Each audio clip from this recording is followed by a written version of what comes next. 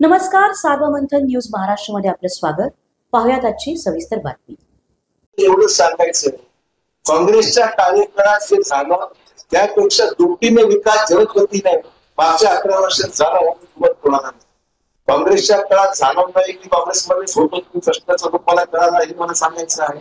एवढंच म्हणायचं आहे की काँग्रेसच्या कार्यकाळात विकास झाला, पण जो विकास मागच्या 11 वर्षात जी गती मिळाली, जी गती विकासाला मिळाली ही महत्वपूर्ण आहे.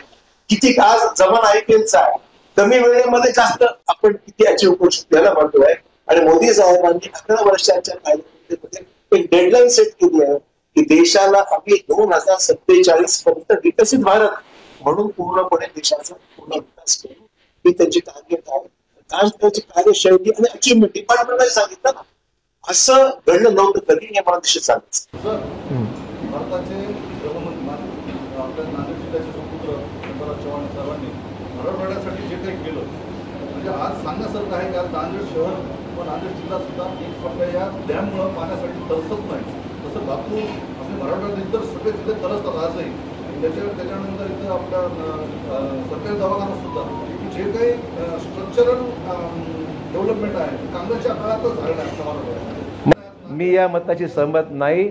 नांदेडमध्ये जे झालं त्याच्यामध्ये आपल्या राज्यातील भाजप सरकार अर्थात देवेंद्रजी फडणवीस यांचा सुद्धा मोलाचं योगदान आहे.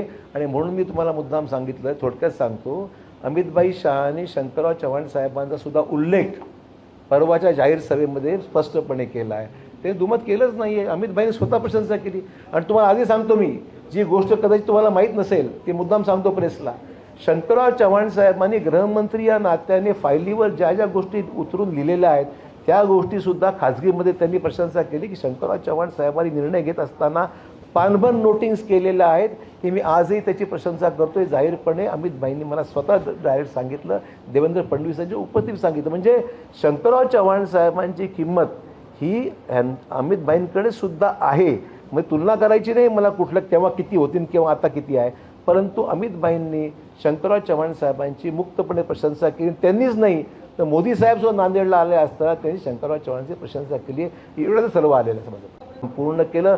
आणि त्यांनी 2023मध्ये घोषणा केली होती की वंदे भारत नांदेडपर्यंत पेपर दाखले माझ्याकडे आहे, ते आजही प्रोड्यूस करू शकतो. आणि म्हणून माझ्या ट्विटमध्ये मी काल म्हणालो की रावसाहेब दानवेंचे अभिनंदन केलं पाहिजे आणि खरं क्रेडिट रावसाहेब दानवेंना हे मी जाहीरपणे सांगितलं. कोणाला काय घ्यायचं ते करू दे, लोकांना माहिती आहे कोणी काय केलं. जे खरं आहे ते बोललं पाहिजे ना. रावसाहेब दानवे माझा मोठेपणाचा विषयच नाही. रावसाहेब दानवे रेल्वे मंत्री असताना त्यांनी केलंय, मान्यच करावं लागेल आपल्याला, मान्यच करावं लागेल ना. पुढे बोला.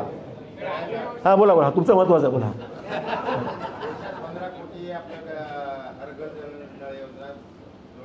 हो, तशी आकडेवारी माझ्याकडे नाही. हर घर जल ही केंद्र सरकारची महत्त्वपूर्ण योजना आहे. आपले पंतप्रधान मोदी साहेबांच्या पुढाकाराने देशभर ही योजना राबवल्या गेलेली आहे. काही ठिकाणी काम चांगलं झालं आहे, काही ठिकाणी काम रेंगाळलेलं आहे. योजनेच्या किमतीमध्ये काही प्रमाणात वाढ झालेली आहे. त्या वाढीला सुद्धा अर्थमंत्री अजित पवार यांनी सुद्धा दुबारा सँक्शन दिलेली आहे. आणि जे उरलेलं काम आहे ते पुढच्या वर्षात 1.5 वर्षात 100% चिंता करू नका.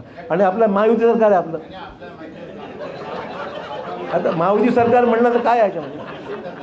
हां हां असं राहिलं असेल. मी म्हणलो ना, उर्वरित जे काही ऐकून हां